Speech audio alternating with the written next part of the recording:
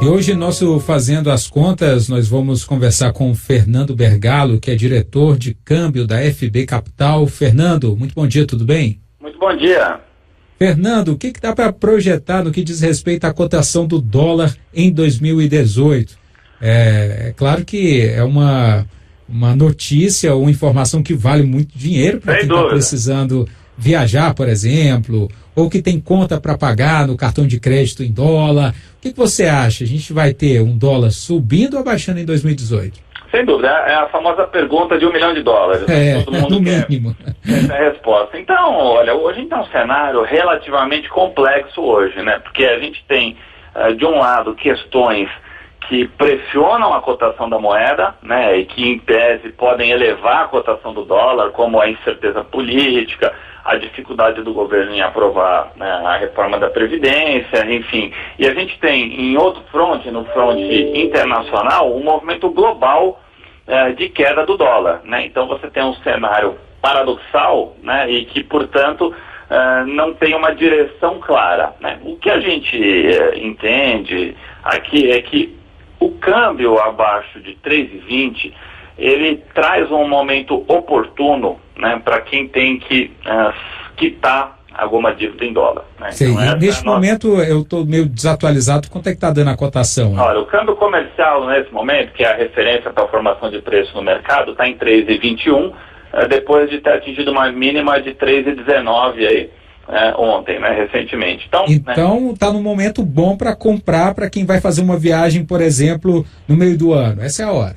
Sim, a nossa leitura é que o momento é oportuno, mas veja, a nossa recomendação sempre é que se procure formar uma taxa média, né? Então você tem que fazer uma viagem em julho, ou a gente tem muitos clientes que compram imóvel no exterior e tem pagamentos para fazer até o final do ano, e né, sempre surge essa questão de qual que é o melhor momento, né? E nossa recomendação aqui no escritório é sempre de desaconselhar, né, os clientes a tentarem eleger um melhor momento, né? E sim tentar formar uma taxa média. Então você fraciona esse seu pagamento, né, em algumas tranches, um a cada mês, um a cada 2 meses, dependendo do intervalo de tempo aí que a gente está olhando, e assim você tenta formar uma taxa média.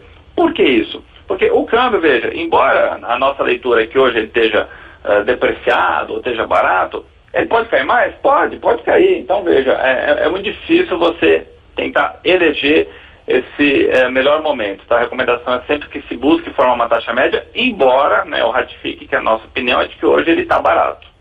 Hoje está barato, né? Bem, partindo desse princípio, a gente pode pensar lá para frente. Ano eleitoral, né, Fernando? Quando chegar mais próximos das eleições, dependendo do cenário, esse dólar pode subir. Pode subir muito. A gente vai ter uma turbulência muito grande. Isso aqui é um consenso entre todos nós, agentes de mercado, né? A gente tem um cenário eleitoral confuso, complexo, né? A gente tem uma eleição que vai ser absolutamente judicializada com a questão do Lula. Ninguém sabe. A gente tem um candidato na primeira posição e que não se sabe ainda se ele vai ter a candidatura barrado ou não. A gente também tem uma outra questão que eleva a atenção no mercado, que no segundo lugar, nas pesquisas, você tem um candidato de extrema direita que também não agrada muito o mercado. Então, veja, os 2 primeiros colocados são candidatos extremistas, né? Um deles a gente não sabe se vai poder ser candidato ou não. Então, isso gera uma incerteza para o investidor institucional estrangeiro muito grande, né, em relação ao horizonte do país, né? Então, acho que conforme a eleição for se aproximando, o cenário for ganhando corpo, e a gente conseguir ver realmente que os candidatos que estão nas primeiras posições são candidatos que não agradam o mercado, com certeza você pode ter uma reação de aversão ao risco, né? E com isso a retirada de dólares. Agora, no contraponto, você tem uma economia que, querendo ou não, está melhorando, né? Apesar do rebaixamento da nota da semana passada, você tem a inflação caindo, você tem indicadores positivos, e existe sim a chance de que a reforma da Previdência seja aprovada, né? Então, tudo isso pode contrapor esse cenário de pessimismo eleitoral. Então, por esse motivo que a gente entende que o cenário é sim complexo, né? Inclusive esse cenário agora com dólar, pode dizer assim, barato, né? De acordo com esses patamares que você citou, ele pode ser modificado justamente já agora em fevereiro, quando a gente tem a previsão de votação da reforma da Previdência. Aí deve oscilar um pouco, não é? Aí a gente tem uma questão interessante em relação a isso, que é o seguinte, o mercado financeiro ele tem por característica antecipar os fatos, né, ou se antecipar aos fatos. Então, a nossa leitura é que esse nível de preço de 3,20, ele já está com a aprovação da reforma. O que significa isso? Né? Que o movimento que trouxe o dólar para baixo é um movimento de aposta de que a reforma vai passar. Então, a reforma ela está precificada. Está otimista o mercado, hein?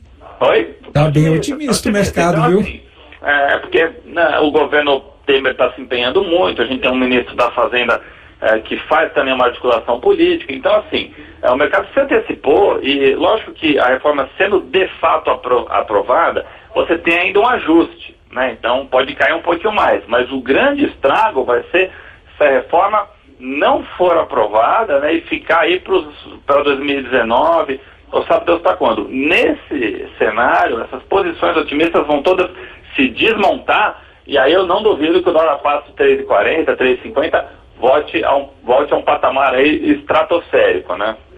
Correto. No cenário internacional, Fernando, o que a gente tem que ficar de olho que pode afetar aqui no mercado e, sei lá, resultar numa alta do dólar? Não, nesse momento nada. Existe um movimento global, né, de queda do dólar, o euro atingiu uma máxima em relação ao dólar recentemente. Então, assim, a gente tem no exterior um cenário muito benigno. Então, acho que no fronte externo não há nada que possa atrapalhar. Nossa questão mesmo aqui é interna e faz referência, né, à questão doméstica do nosso país. Para o governo e para o Banco Central, é bom o dólar neste patamar? Olha, é difícil agradar a gregos e troianos, né? Então você tem um dólar alto que favorece alguns setores em detrimento de outros e a mesma coisa no inverso. O que a gente acredita é que existe uma cotação de equilíbrio, né, que não é ideal para todos, mas onde todos podem conviver, que é justamente esse patamar entre 13,20 e 13,30. Nesse patamar de câmbio, você tem a dívida pública equalizada, você tem os exportadores podendo competir, os importadores também, você não tem pressão inflacionária. Então é um nível de preço que, embora não seja ideal para todos, o que é impossível, é um nível de preço onde todos podem trabalhar, né? Então eu diria que esse patamar seria entre 13,20 e 13,30. Nesse sentido, a gente pode pensar que o Banco Central pode atuar, inclusive, para impedir que caia mais do que isso? Não acredito. Ou ele vai deixar agir? O Banco Central, atualmente, ele tem uma gestão, né, de um banqueiro. Então, veja, a política hoje é de menor interferência do Estado na economia. Então, acho que a atuação do Banco Central tende a ser absolutamente modesta e isenta. O Banco Central só interviria, né, no mercado, seja com regulamentação ou com posições de compra e venda, em distorções muito acentuadas, né? Mas acho que isso está longe de acontecer.